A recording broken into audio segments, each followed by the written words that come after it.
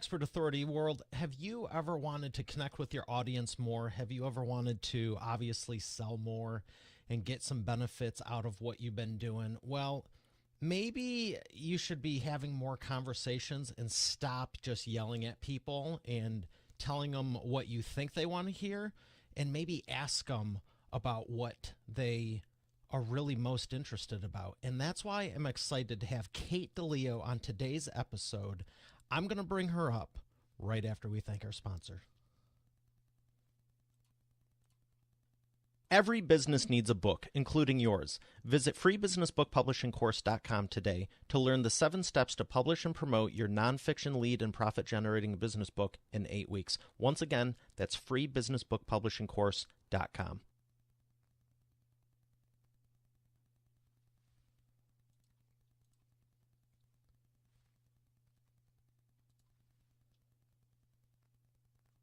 Here she is, ladies and gentlemen, Kate DiLeo. Kate, how are you feeling today? I'm great. Thank you so much for having me on the show today. Oh, it's my pleasure. I can't wait to just jump in because you have so much information and knowledge to share with people about having the conversation. And when we were getting ready, I thought it was surreal because I could tell how eager you were to have the conversation. And that's exciting to me because there's people in business who I found just want to share information, or like being a author and speaker, they just want to talk to the audience. And I'm very much in your vein, and it's one reason I wanted to have you on the show, because I'd rather have an actual conversation. So what's your take on it? Well, it's a great question.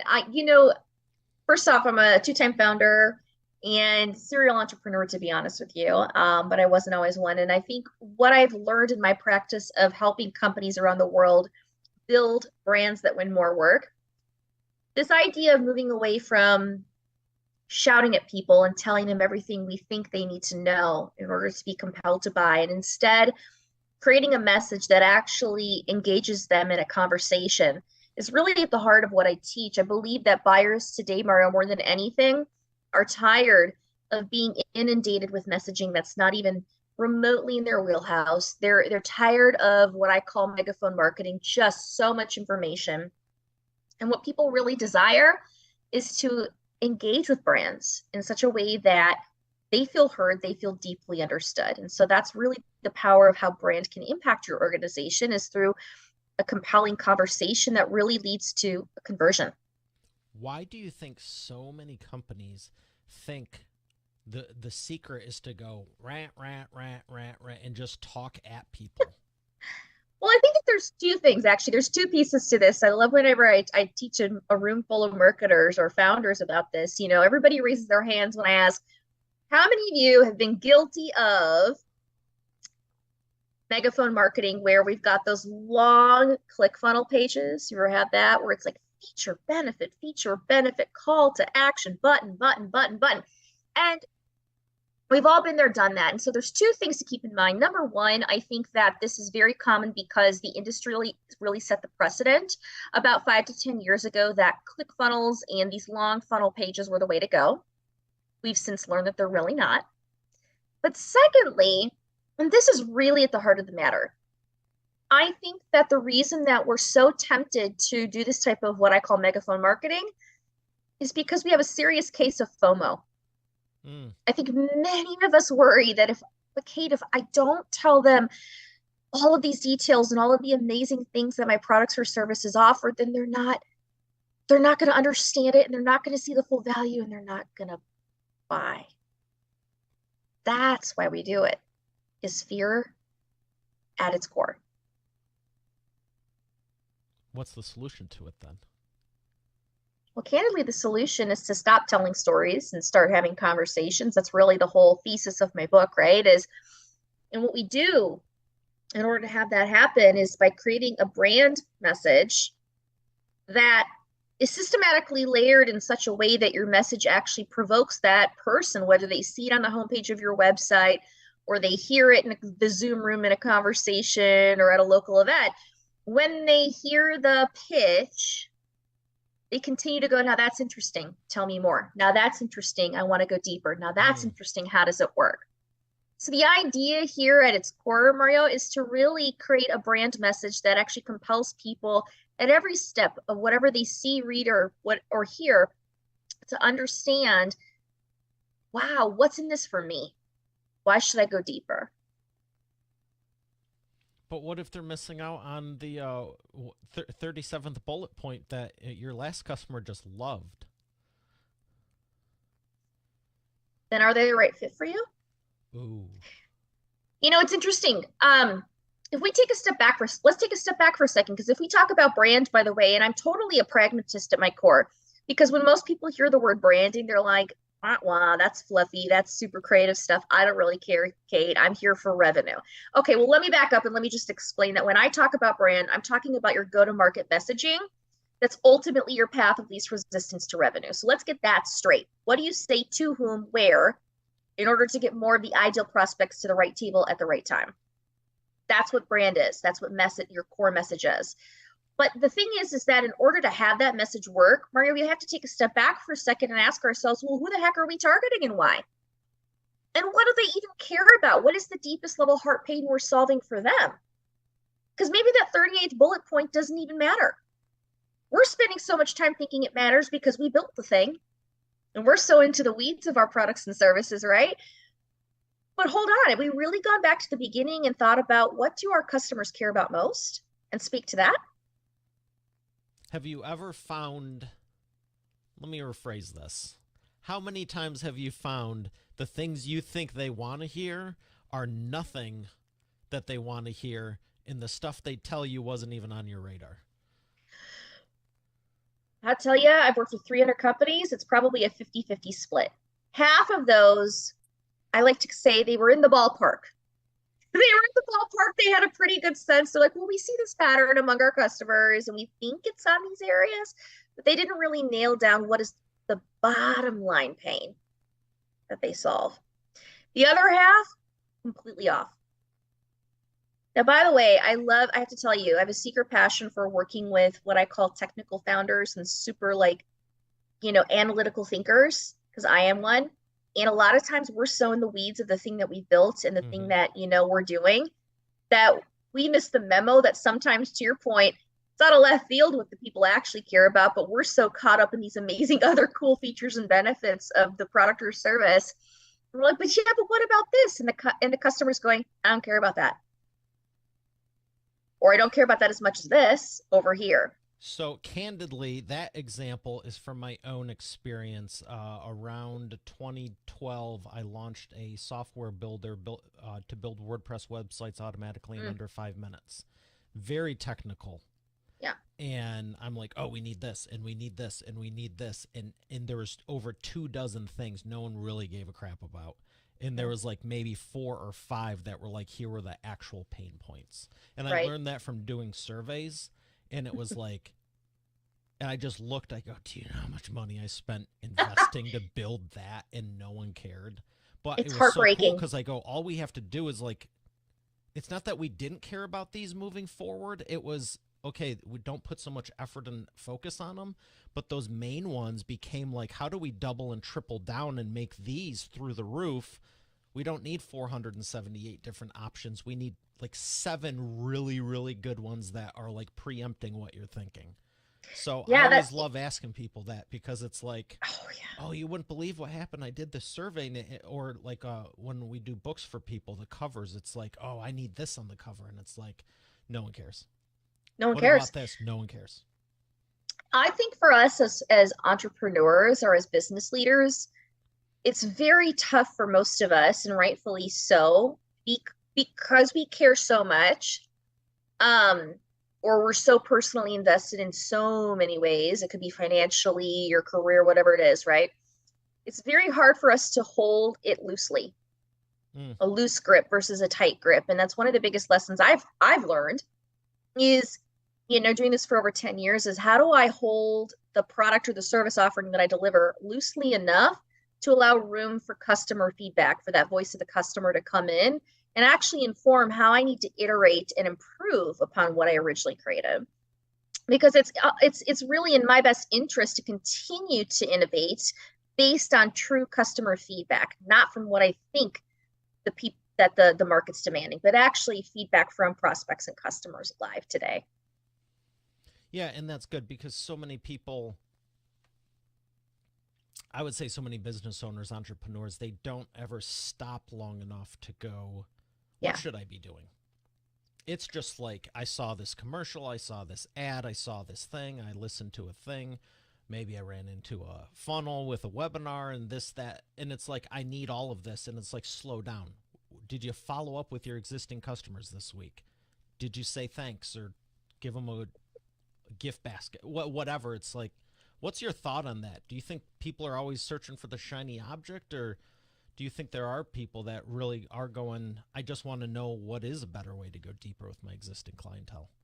I think at our core, we all hope and pray that the less is more approach truly could be a winning recipe for success for any business. And actually, I do believe that it can be. It's funny because whether I've served an independent solo entrepreneur, right, Mm-hmm. that came to me and said, I have a coaching business. I'm one person, Kate, all the way to very large midsize or enterprise company that's got thousands of employees and all the things.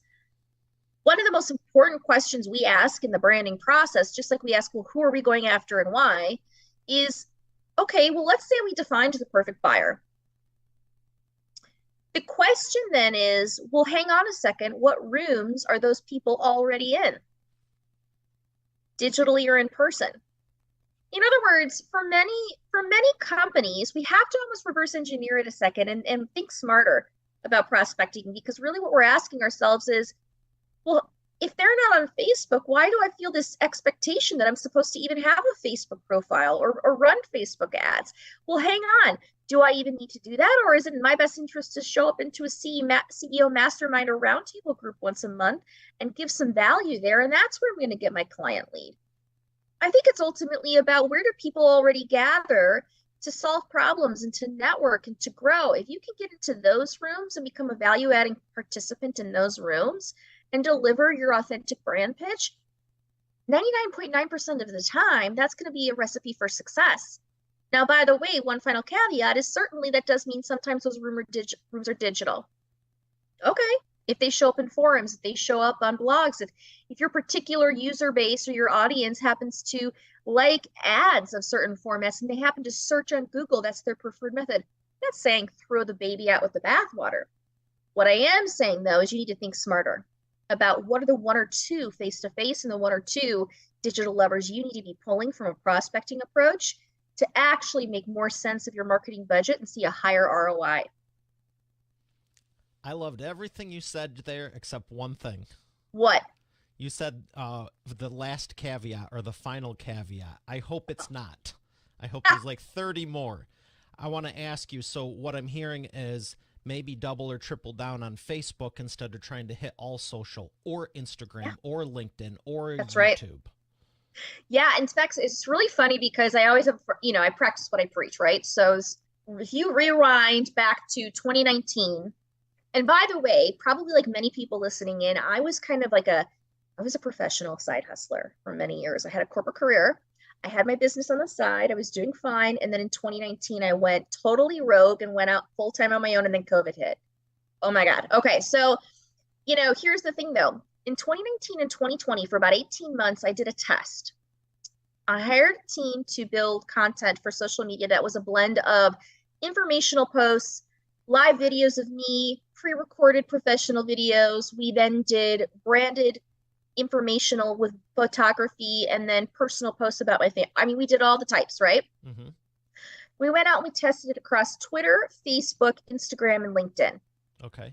18 months, 7 days a week, push the same exact content and work to build audience bases. And my job was to go and engage on all those platforms every day with people, right? Where do you think, being in the world of business and branding, my audience was? Oh, a part of me wants to say LinkedIn, but I'm feeling like Instagram too, just because it's so visual. I got nothing on Instagram. Now you could say, that's because you were doing it wrong, Kate. Okay, well, I hired experts to help me. It was only LinkedIn. And I had to take a step back and actually ask myself, Maria, in order to get to the next level of my business, I need to cut the fluff. I had to lean up where my time and my energy, my dollars were going. What Mm-hmm. that meant is I made a very big, risky decision to go all in on just LinkedIn. So that's actually the only place I show up now.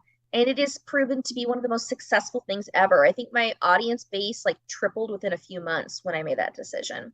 Wow. You know, I don't have 100,000 followers. I've got tens of thousands, and that's great. But it was because I was audacious enough to say, this is where people show up for my type of value adding information. They don't go to Instagram to learn about brand typically. They're going to show up on LinkedIn.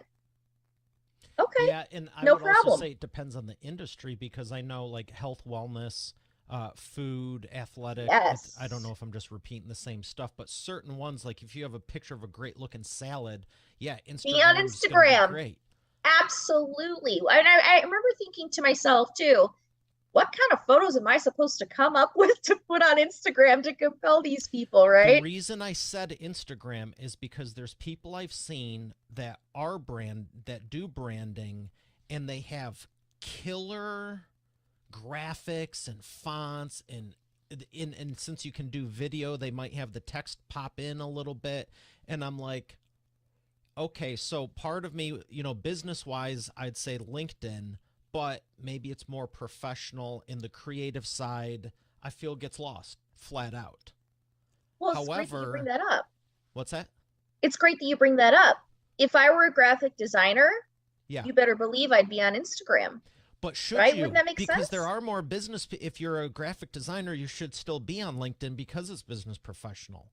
The thing But what with Instagram YouTube, offers is viral ability that LinkedIn doesn't quite do. And for people, send photos. yeah, and the thing with YouTube is it's really, are you polished enough to be confident on LinkedIn and Instagram and have animation or Yes. movement or something? I shouldn't say animation because people think I'm talking about drawing Mickey Mouse, which I'm not. But I Yes. just mean my background's in video and special effects and animation. So whenever I see something, even if it's a cool picture, I Right. go, like even the logo here, I'm like, I see that and I go, well, it could be popping in and sort of the thing and spinning, and like I see it with the movement. So if and I know when you're doing logo design, if you can design it in black and white, it'll work in color.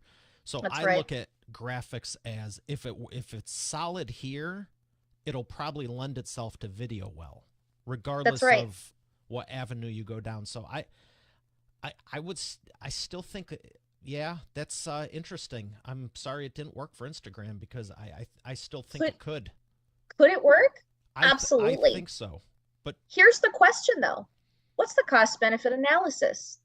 If you're a small business, how much money do you have in your marketing budget? did you How many define a platforms marketing are you on? budget? There you go. Well, I If, was just joking with someone last night. Well, I got $100 Google Ads thing in the mail for the postcard and it didn't work. Really? And my analogy to that is imagine paying for your books the first semester, not year, first yes, semester of college. You spend $1,000 on the two books, and then you're like, well, where's my degree? Really? exactly.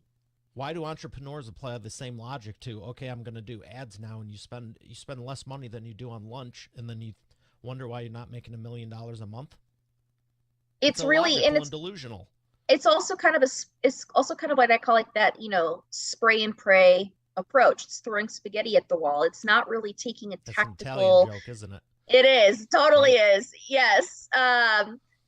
Throwing spaghetti at the wall. It's a Minnesota saying. That's all I'll say. But so Bolognese. yeah, yeah, bolognese. There you go. But I think again, if we go back to the heart of this, your brand at its core, which defines the premise of who you are, what you do, how you solve people's problems, it also defines who you're going after and who you best serve and why.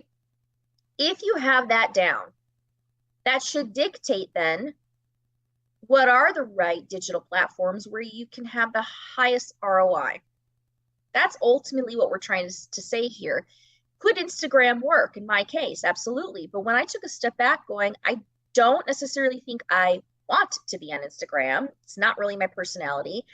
By the way, I know a lot of introverts that are like that. They're like, no. What about So they prefer TikTok then? LinkedIn. Ooh, scares a lot of them. Sometimes TikTok's great though. Sometimes TikTok's perfect. This is all getting back to what's your comfort level? What's going to work? And how much money do you have? Because you're going to have to actually spend time. I spend 4 to 5 hours a week just working with my team around content. How much time are you That's a putting pretty into good that? amount. And you And have do a you team want to who's see doing the ROI? content. How much time do they spend executing it? 10 hours a week, So you, at okay. least. So when you think about, oh, I want this to magically happen on Instagram, back yourself into it. Look at your schedule. How much time do I have? So if your lowest hanging fruit is LinkedIn and you're comfortable on LinkedIn as an entrepreneur and you know the space and you have real connections and you know how to operate it and you don't have to hire a big team, start there. That's the biggest thing. See what you can manage, and more importantly, what can I basically outsource to others who can take a bit of that administrative burden off of my plate. Yeah, I know a lot of people, oh, I'm working on content, I'm working on content. And I'm like, but when do you do client stuff? And has this even generated you client stuff? And that's actually a very big concern for a lot of people is how do I feel this pressure that I have to be content marketer. Well, says who? I didn't start doing content marketing until a year ago. And that was only because I had written my book, which, by the way, three Muting years the ago, if you told microphone. me, muting the megaphone, yeah, if you had told me, oh, you should write a book, I would say that's the worst idea ever. I have no time for that. And I'm happy to sit down finally after people pushing me so hard. Can you write the formula of how you help people write brands? Can you just put it on paper? I love it. I love your process. I'm like, sure, I'll write the process. But I'm not going to write some ridiculous business book that nobody's going to read. I'll make it 100 pages. I wrote the darn thing in a week. And had I not done that, I would not be doing content marketing. But even in that, I made some serious decisions on what I was willing to do and what I was not willing to do based on the authenticity of my brand. Oh, good. One of them being, I'm not going to be on Facebook. That's not me. Don't care about TikTok right now. That's not me. There's certain things that I go back to and always ask myself, is that in line with who I say I am, where I'm trying to take this organization? Does it even match who I'm trying to be? Or am I getting back onto that bandwagon and having that FOMO that, oh, if I'm not blogging every week, then I'm going to lose sales? Nah, not at all. I've had people even say now with podcasting that the like you should be podcasting over blogging because you still get all the benefits and it's more fun and easier. It is. And it's also then a question of, do you host your own or do you just guest on everybody else's podcasts? What's the See, answer? What's go. your answer? I'm never going to host a podcast, at least not for the next few years. Why? Why? Why Why do I not? say that? Because the time and energy it would take for me to build that audience pulls me away from what I do best, which is being in the room with the clients and building brands. And that's where I want my time to be spent. And that's my moneymaker. That's where I make money. So why would I take time away from my schedule where I actively am bringing dollars in the door? I have to protect my time and energy to a point with I have 4 young children under the age of 8. We have a big blended family. I only work from 8 a.m. to 3 p.m. and I'm growing, high 6-figure business. In order for me to continue down that path, no way am I going to put my efforts into anything that's going to pull me away from immediate ROI. Not at this stage. If I had a team, that might be a different discussion. Okay. If I had a larger marketing budget, that could be a different discussion. But again, it's the principle of go where the room already exists. If the audience already gathers over here, go there versus trying to compel them all to go over here. You're going to have a much easier time getting your message heard by showing up where everybody's already gathered versus trying to then go hunt them down, gather them, build the audience, build consistency, brand loyalty, and then try to deliver the same pitch over and over again. Do you see the difference? A lot more work. I do, but I could make a case for, say, since you're doing all the other stuff, this would only amplify it, and you don't need to go gung-ho full on with it. You can, take that time. Instead of trying to do it in 6 to 12 months, you go, I'm going to do this in 24 to 36, and they'll work synergistically, growing each other because with what you're saying now about, and I totally get it. I've told my clients the same thing. Like, if this is your bandwidth and team, don't try to Don't be do it, pulling all right? this Yeah. other stuff off. It's a However, bandwidth question. when Yeah. you're saying, I don't want to take away the time or energy now, if it's like savings money, if you never do it, if it's never a good time now, when is it going to be a good time? And you have to, I think of it like a screw. If you were to turn it sideways and you just slowly did it, because you will have a synergistic effect. And You you're can. already doing what most people aren't. There's so many hosts that, and no, just for the record, no matter what you said, I have devil as advocate answers, because there's plenty of people that come on my show. They're hosts, but they don't do enough guesting, or they're guest and they don't host. And it's like, Yep, no matter what you do, there's something I'm going to poke at. But of course. um, But see, now you say, okay, they don't host enough. So let's talk about that. Do I want to host my own podcast? No. But do you know what I do? I teach. So I show up into accelerators globally and I teach through tons of accelerator programs to teach workshops and helping these companies for free in the room where they hmm, experience me, where there's brand loyalty. That's my method. Anywhere I can show up and teach and have an actual conversation, I want yeah, to be there. I teach through at conferences around the world, through marketers and founders and SaaS leaders. That's where I show up. That's where I teach for up to 4 to 8 hours at a time. People are coming in for these master classes that's to awesome. go very deep and wide. Well, why do I choose that? Because what I learned early on with my brand is that a 20 to 40 minute to an hour podcast can add some value to me, and I sometimes get leads. But where the magic really hits is when somebody's in the room actually applying principles hands on to their brand. So Absolutely. my job is to find those rooms. That's my top priority. If I get into those places, that is far worth it, where I'm walking away with 2 to 5 clients every time I speak or teach. That's why I'm not worried about hosting my own podcast right now. Could it work? Sure. But what's my fastest sales cycle? What's the easiest buy? Who has the highest probability of turning into a highly qualified lead? Yeah, Who's at a point of people you're in urgency? front of, you spend the day with anyone, of course. That's why events and masterminds are so effective, because it's like, oh, I get to know this person, and it's not just, oh, do I like them for a few minutes? Did they give information? It's like you actually get to know them. That's right. But it's also then you ask a really, so this brings us to a good point though. What if podcasting could work for you? There's scenarios where hosting your own podcast can work. I think it depends also on the psychology of your buyer. My particular buyer likes hands-on tactical application. So the moment that they're in a room with me and they learn from me in 10 minutes, like, I love this lady, right? And they're going to want to talk to me. Okay. But what if your buyers aren't like that? What if your buyers prefer to just consume information? They're avid learners. They're more passive, but they listen and they tend to consume a lot of data and details before they make any sort of intentional decision. Podcasting could be great then. But again, it's going back to who are you going after and why? Where do you need to reach them? And I love that you talk about that, and more importantly, know it. Because so Yeah, many people, it's like, oh, well, I hear this is good. And, we're talking about the podcasting, and this is, again, I know some of the top level podcasters, guests, whatever, and I love just going, how come you're not doing video? And if they are doing video, going, how come you're not doing it live? You know what I mean? You can go as far deep or as little as you want, and there's really no wrong answer. Like you said, it's what's best for you and your audience. But you better believe all my podcast friends, I'm like, how come you're not doing it on video, and how come it's not live? And there's very few that do it like we do. And then I think at that point, I'm like, how come you're not using special effects or whatever? Um, I think it's but that's the important to thing, ask those questions, but it goes back to who am I authentically? What's remotely going to rub me the wrong way? By the way, I'm a firm believer that if you as a business owner to test something, don't do it. right? Oh my God, do not do it. Secondly, so you either outsource it or you don't do it at all. And the second thing is, what do your audiences actually care about? How do they learn? What's their psychology? What's their behavior and buying behavior patterns? How do they consume information? When do they come to the point of readiness?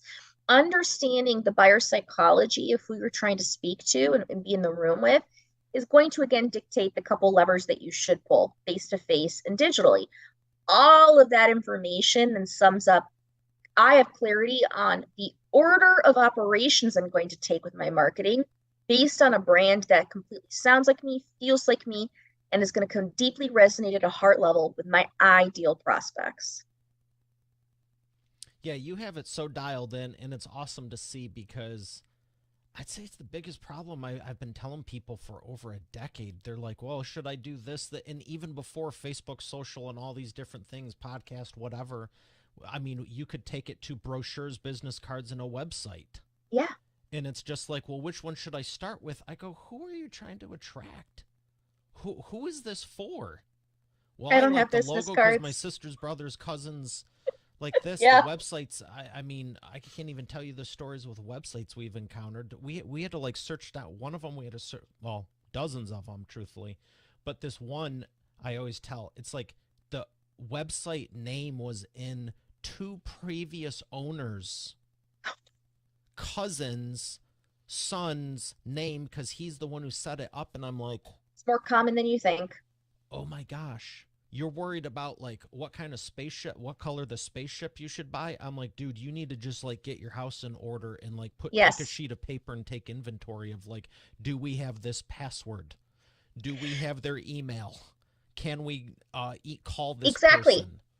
Do you know when I started my business, all I did is I had a Google Sheet, okay? I had a Google Yes. Sheet and I tracked every call that I did that was a very high worth networking call or prospect call or client call.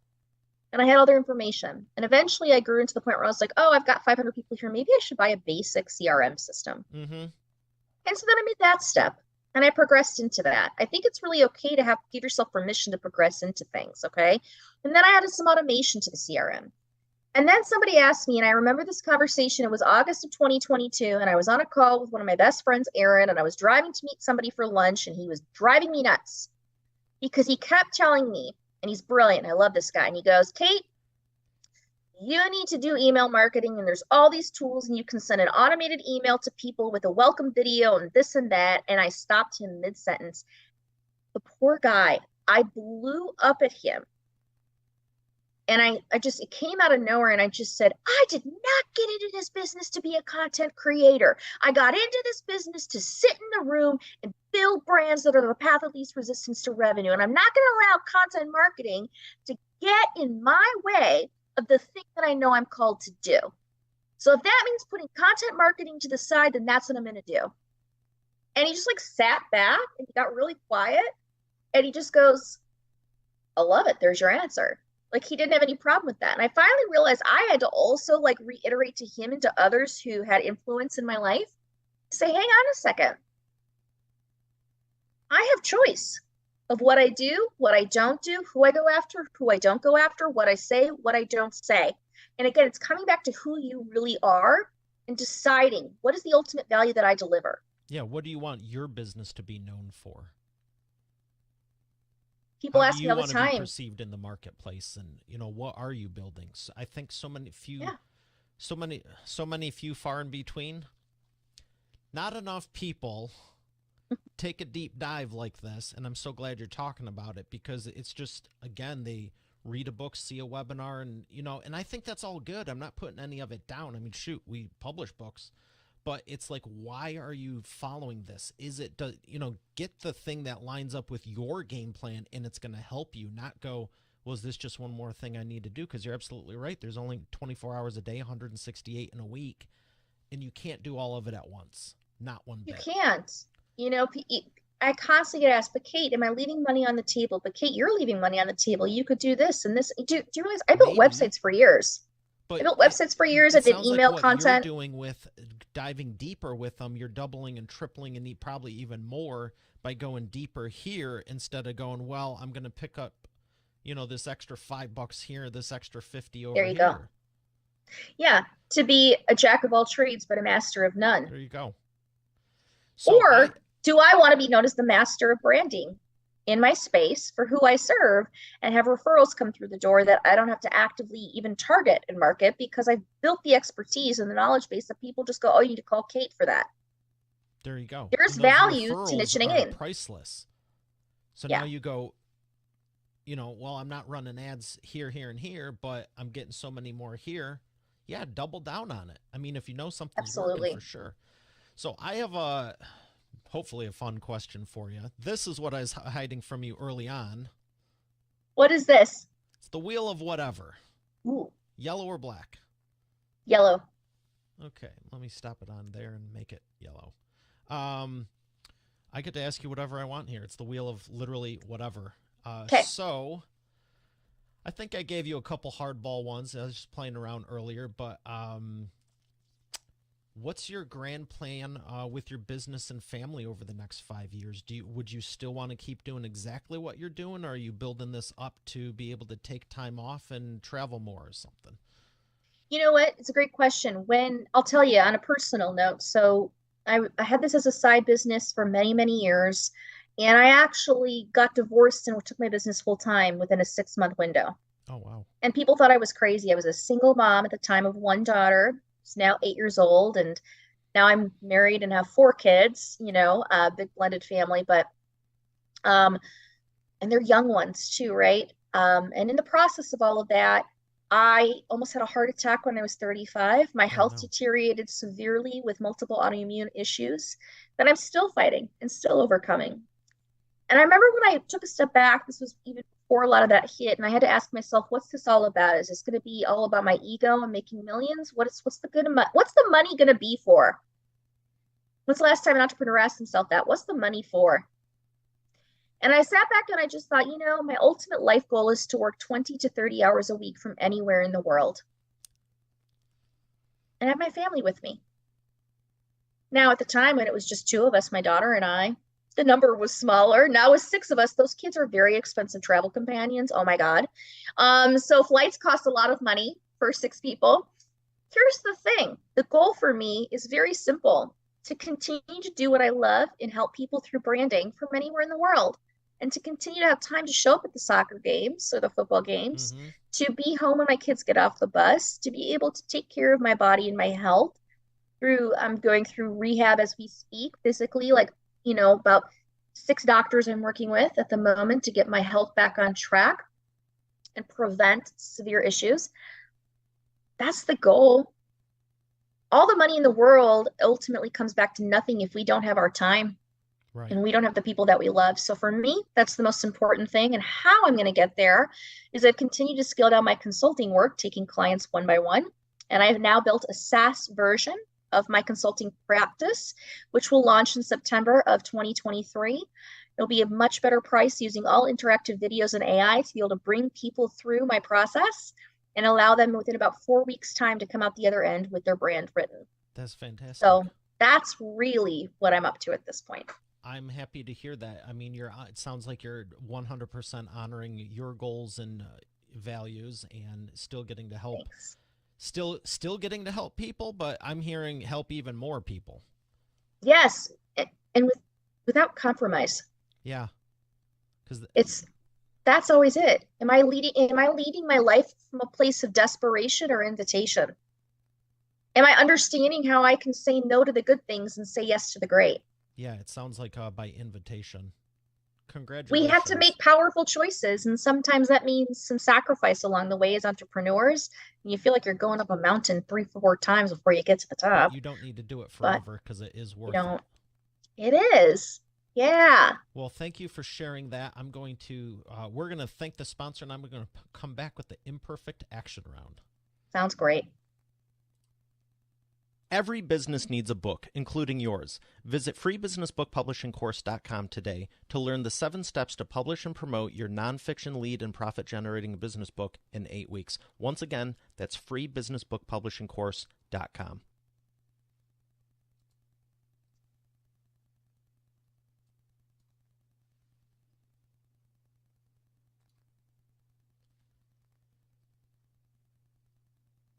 And we are back with the imperfect action round. Kate, are you ready to take imperfect action?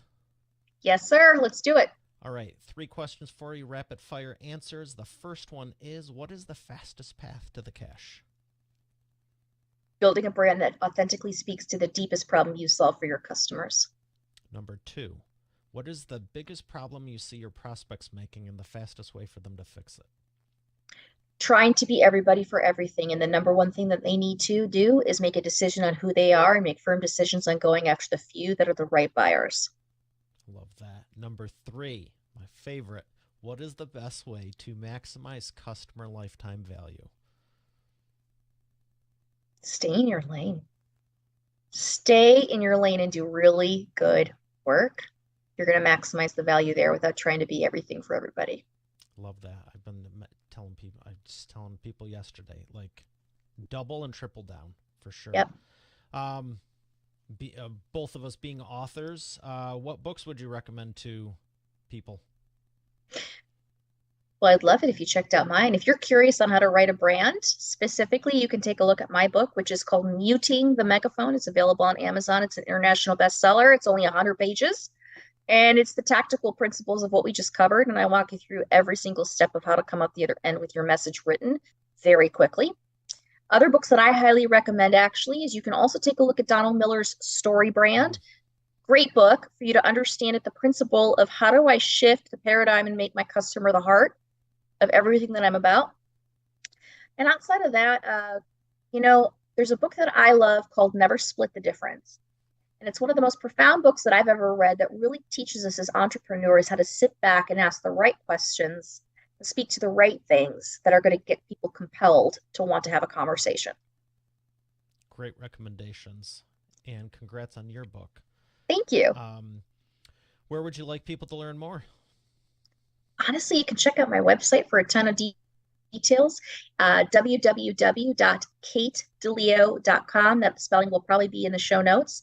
The other place is if you are following Mario on LinkedIn, feel free to follow, connect with me on LinkedIn as well. If you've got a question after you listened today, please feel free to reach out, send me a personal message. I do respond to all of those. Would love to hear from you. Excellent. Well, Kate, it's been a pleasure. Wish we had more time, but thank you for sharing everything you did. Oh, thank you so much for having me, Mario. It's been a blast. All right, Expert Authority World, we have another great episode here today. I'll see you on